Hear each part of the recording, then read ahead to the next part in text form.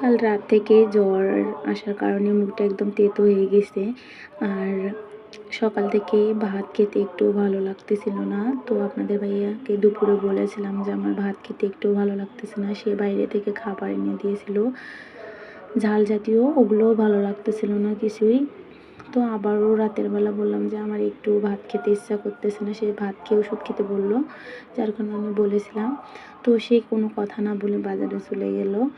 আর বাজার থেকে এসে বলছে, দেখো তোমার জন্য কি আনছি। তো দেখলাম যে সে গরম গরম চাপ ভাজি করে নিয়ে আসছে আর নান রুটির সাথে নিয়ে আসছে। তো আমি প্লেটে ঢেলে নিলাম, ঢেলে নিয়ে তারপরে যে দুজনে মিলে এখন খাবো। তো এখানে হচ্ছে খাচ্ছিলাম দুজনে মিলে, গল্প করছিলাম সেই সাথে। আর গরম গরম চাপ ভাজিটা এত মজা ছিল যা বলার মতো না, আর অনেক ভালো লাগছিল খেতে। তারপরে যেখানে খাওয়া দাওয়া শেষ করে এখন আমি রান্নাঘরে চলে আসলাম। রান্নাঘরে এসে থাল বাটিগুলো অপরিষ্কার হয়েছে, ওগুলো পরিষ্কার করতেছিলাম। পরিষ্কার করে ধুয়ে রেখে আপনাদের ভাইয়া মুরগিও আনছিল সাথে, আমি জানতাম না। সে বললো যে মুরগিও এনে রেখেছি রান্নাঘরে, দেখো। তো আমি এখন মুরগিগুলো কেটে নেব। এখানে যে মুরগিগুলো বের করে দেখছিলাম, তো আমি যে এখন মুরগিগুলো কেটে নেব।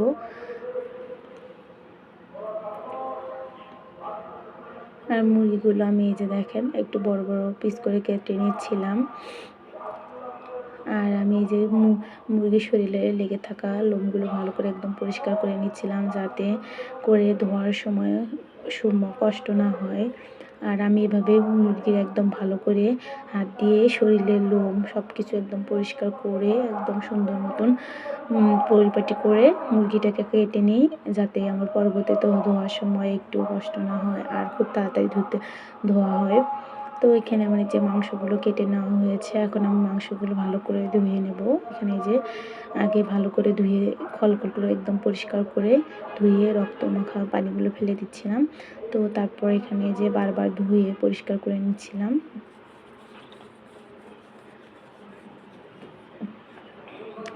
মাংসগুলো ভালো করে এই যে আমি ধুয়ে আলাদা করে রেখে দিচ্ছিলাম। এখানে আমি এই যে বড় বড় করে কয়েক পিস রেখেছিলাম এগুলো রোস্ট খাওয়ার জন্য।